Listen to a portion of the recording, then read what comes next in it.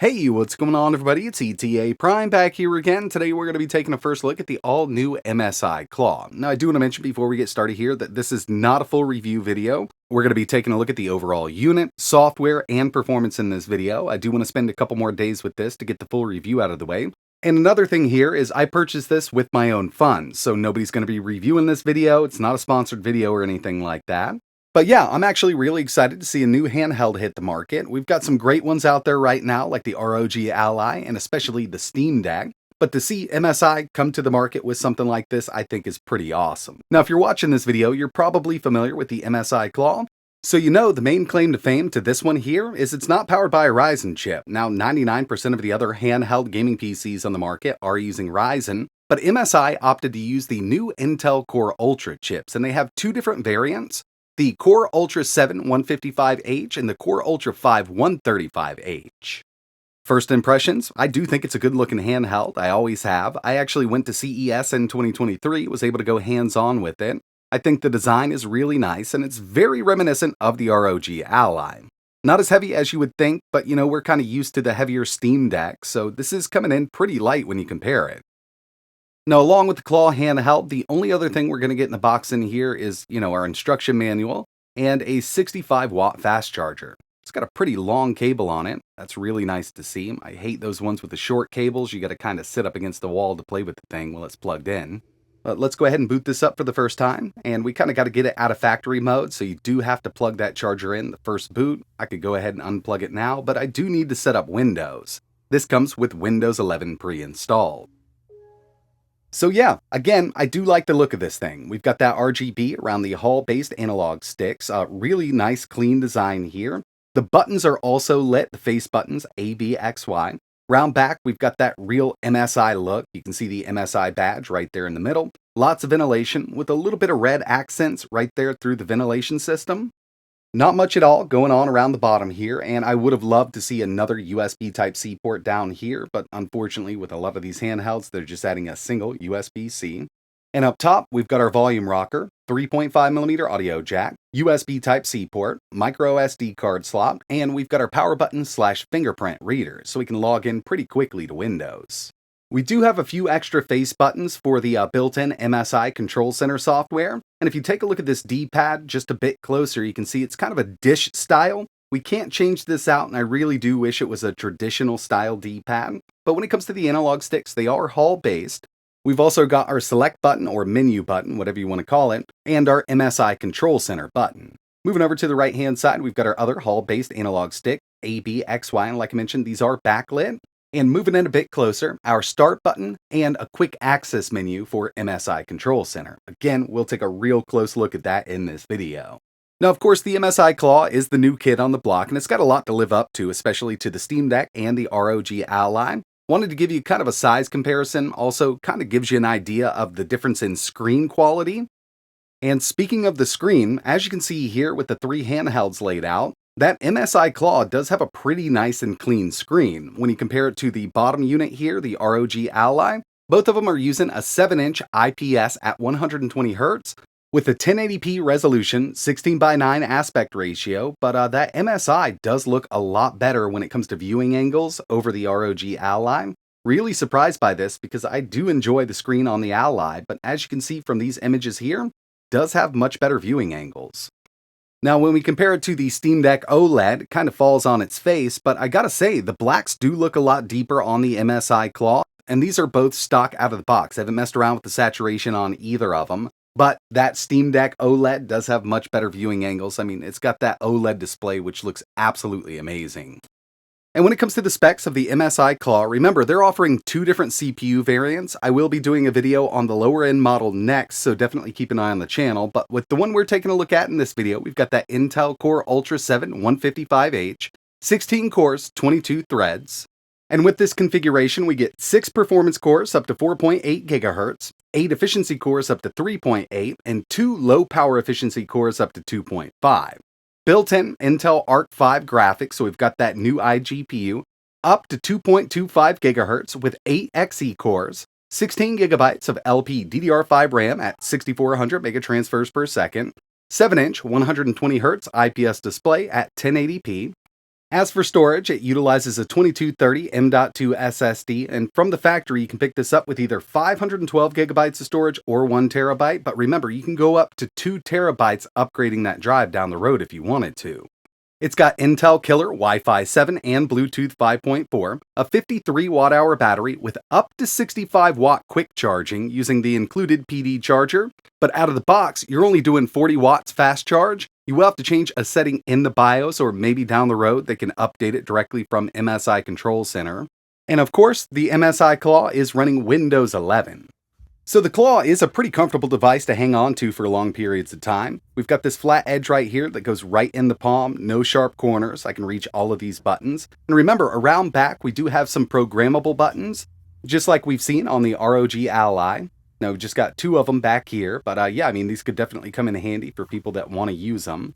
But yeah, overall, ergonomics on this are great. Love the feel of these analog sticks. Remember, they are Hall-based, so we don't have to worry about drift or anything like that. But one thing I'm not too keen on is this D-pad. It's a bit springy for my liking, and you can actually hear it once you come off the side.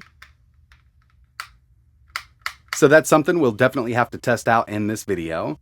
And when it comes to this display, I really do like it. It's only an IPS, it's not AMOLED or OLED or anything like that, but they chose a really nice display. 7-inch, 16 by 9, 1080p IPS, better viewing angles than the ROG Ally. Now if we tap this button over here, it's going to bring up our MSI Control Center, and from here we can actually control basically every aspect of the handheld. We've also got a game launcher built in, automatically scans those default directories. We can sort by game front, and you can also download the game front from here or just launch it directly if it's already installed. And moving down past the game launcher, we can head over to settings. And from here, we've got a lot that we can mess around with. Now, one of their big things that they've been pushing a lot is their AI performance model. Basically, kind of detects what's going on with the CPU. It'll send a little more power if it needs it. You can set this up for performance, or you can set it up for light gaming, or both. And it's doing a pretty decent job, but we do have some manual settings that we can arrange also. Next up, we can adjust the Mystic lighting here around those analog sticks. A few different settings that we can mess around with. You can speed it up, you can set it to a solid color, go rainbow, wave, it's up to you. Got some built-in noise cancellation, a media gallery, we can check our system info, and we've got a live updater. So this will update all of the drivers that we need. So it just kind of fetches all of the stuff that we're going to need for Intel and MSI. Before I get into game testing, I will update everything here. Haven't run into any issues, but once I booted it up, I did go through one time and update. There were quite a few. Service, also got our general settings down at the bottom. And moving back into the control center itself, we can configure Wi-Fi, Bluetooth, got a quick setting editor that we'll take a look at in a second. And we've got our control mode, so we can set this up to use our analog sticks as a mouse cursor. That's for like desktop mode, and it does a pretty good job at deciding what you need to be in, but you can always manually set it to gamepad or desktop mode. And finally, we've got our user scenario, and this is going to come in really handy for getting the most out of the MSI Claw. The AI engine will kind of adjust that TDP on the fly depending on what you're doing. We've also got an extreme performance setting, and from what I've found so far, it does kind of boost up to 40 watts while plugged in, 35 while on battery. We can totally adjust the fan curve with this also. Balance mode, which will work out really great for indie games or even older games. Super battery saver. And we've got a manual mode. The MSI Claw does have kind of a dock mode setting. So while you're plugged into power, you can go all the way up to 40 watts here. We can also adjust that fan curve. And on DC power, just from the battery, 35 watts maximum. Personally, I've been sticking with the AI engine. It actually does a decent job deciding how much power you need to play your game, but extreme performance is definitely where it's at if you're looking to get the maximum performance out of this while playing AAA games. We've also got a quick access menu, and we can customize this. We can add and remove different things from here, but we can enable our Wi-Fi, Bluetooth, change our power profile. You can end a task, go right back to the desktop, show all windows, take a screenshot, record the screen, change the brightness. A lot of these handhelds do have kind of this little quick menu just to kind of get by while you're playing a game. Plus, we've got a built-in real-time monitor with a few different viewing modes. So we've got our basic mode. We can go up just a bit or go full out with it. It'll give us our CPU usage, GPU usage, battery, TDP. Not as much as something like Afterburner, but it's here if you don't want to set something like this up, kind of give you an idea of how the thing's performing while you're playing your favorite game. And speaking of games, we're going to jump right into it with an easier one here. We've got Hades, nice little indie game running at 120 hertz. And I've got this in battery save mode, but as you can see, it's still pulling 20 watts from that CPU. Looking pretty good. I mean, we didn't dip under 120. The screen looks amazing with these games here. We will need to get in and tweak and tune those settings because I know we can run this game at a lower TDP, get better battery life, but right now with this battery saver mode, it's at 20 watts. Next thing we're going to do here is test out this D-pad. So I chose Street Fighter 6. We're at 1080p with a medium-low mix here. Going into this, I wasn't sure how this D-pad was going to perform. It's a bit springy, it's a little harder than I'm used to, and it doesn't feel like it's rolling correctly. But I can pull these moves off. It's just one of those D-pads that, I'm not used to. It's not the best in the world, but I didn't even miss any of these moves. It's actually working much better than I thought it would. Wouldn't be my first choice, but I mean, it's the only choice we have here with the MSI Claw. And yeah, I mean, you can play your favorite fighting games with this thing. Checking out some Forza Horizon 5, this is an easier one to run. One I love to test on these handhelds powered by an iGPU. And I'll tell you, at about 30 watts with the ROG Ally, we can get an average of around 91 FPS at 1080p medium settings. Right now, I'm at 1080p low settings. Close to 30 watts, 28 to 30, we're seeing an average of around 82. For the last couple months, I've posted a few videos on my channel testing out these Core Ultra CPUs, and one thing I've really noticed here is the lower clocks on the iGPU. Now, if I was to go ahead and disable Turbo Boost for the CPU, we'll see the clock on that jump up to over 2000 megahertz, and I'll show that off in just a second with something like Cyberpunk 2077, but it's really a power struggle between the iGPU and that CPU. We've got 16 cores here with the 155H, and it does take quite a bit of power to get all of those cores up and running. Here's Helldivers 2, and I'm not seeing great performance out of this. I mean, in fact, on most iGPUs, you do have to drop the resolution on this down, and even go to low settings with some resolution scale. But right now, I'm at 720p, low settings, with performance scaling on, so it's under 720p, and it's really hard-pressed to run this at a constant 60. Now, I kind of wasn't expecting it to run it at 60, but it would have been nice to be able to take this up to around 900p with these settings that I'm using. And the final game I wanted to test in this video was Cyberpunk 2077. We're at 900p low settings with XeSS scaling set to performance. You can see we're getting an average of around 46 FPS, and if you take a look at Afterburner up in the top left-hand corner, you can see that the GPU clock fluctuates anywhere between 1200 and up to 1600 megahertz. This iGPU can run over 2000 megahertz, and I completely understand that the clock isn't everything, but it really helps out with games like this. So what I'm going to do here is disable Turbo Boost on the CPU side of things. Now keep an eye on the CPU clocks and the iGPU clocks. With Turbo Boost disabled, we've now got a higher clock on that iGPU and a lower clock on the CPU.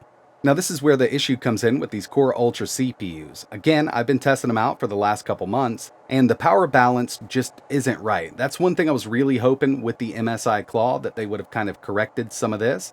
Even at 40 watts, it's going to be hard pressed to run those maximum clocks or even higher clocks on the CPU and GPU at the same time. With the Core Ultra 7 155H, it's got a power of 16 cores. And before I wrap this video up, I did want to give you a look at the internals. I just pulled the back off, pretty easy to get in here. I was really hoping to see easy access to that M.2 SSD, but unfortunately, if you're looking at it just like this, the SSD is actually under the right fan. So you will have to remove this to get to that 2230 M.2 SSD. Not impossible, but it definitely looks like a pain. Was just kind of hoping it was going to be right there in the middle, something like the ROG Ally, just easy access, so we could throw 2 terabytes in this thing really quickly. But yeah, it's not a bad design, and they're calling this their Cooler Boost cooling system. Got 2 heat pipes, basically 2 separate coolers on each side, each with a fan to keep this thing nice and chilly. First impressions, love the form factor, beautiful screen, great build quality, like the controls minus the D-pad. Now the D-pad does work, it just doesn't feel like I wanted it to feel. But when it comes to performance, they definitely have a lot of work to do to catch up with the others on the market right now. The ROG Ally with that Z1 Extreme can definitely outperform this at lower wattages by quite a bit, and I will have a video coming up doing a comparison. And I really did think that this was going to be the case. Now, one thing I was able to do here was completely unlock the BIOS so I can get into every setting that we need for this handheld. I'm going to mess around with it, see if we can get a little better performance out of it at lower wattages. But, in my previous testing with the same chip in a laptop, the Core Ultra 7 155H, I had to take the TDP up to 65 watts to kind of match or exceed the performance that the Z1 Extreme and the 7840U can put out. But we're not going to be gaming in handheld mode on the battery at 65 watts. I mean, we're just not going to get great battery life out of this thing. So hopefully we can, get in there, tweak a few settings, get a little better performance out of it. And one thing I'm really interested in is just disabling some of these cores. We don't need 16 cores in a handheld. And I think if we disabled a few of the efficiency cores, maybe even a couple of the performance cores, we could send more power to that iGPU at the same TDP. But until then, let me know in the comments below what you think about this device, and definitely keep an eye on the channel. It'd be really cool if you could hit that like button. Think about subscribing because I've got a lot more coming. We're going to do some eGPU testing, we're going to do some tweaking, high TDP testing, low TDP testing, and we're definitely going to face this off against the ROG Ally and the Steam Deck. If you're interested in learning a little more about the MSI Claw, I'll leave some links down below. But that's going to wrap it up for this one. And like always, thanks for watching.